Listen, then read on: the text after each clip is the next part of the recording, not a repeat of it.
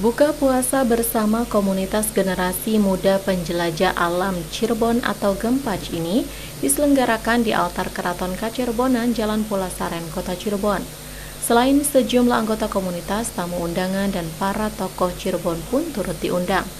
Sebelum buka puasa bersama, kegiatan diisi dengan berbagi santunan dengan anak yatim, pengajian, diskusi tentang sejarah Cirebon, serta sahur on the road.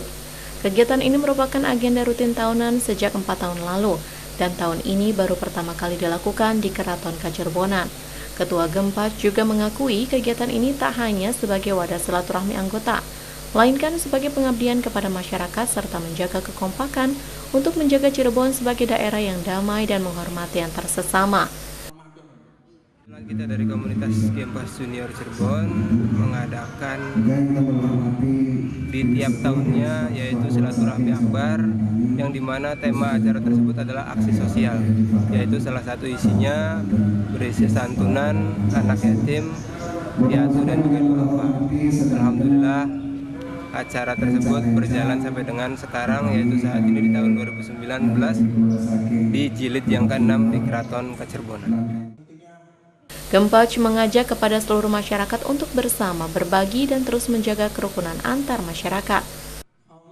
Muhammad Amrin, RCTV, Cirebon.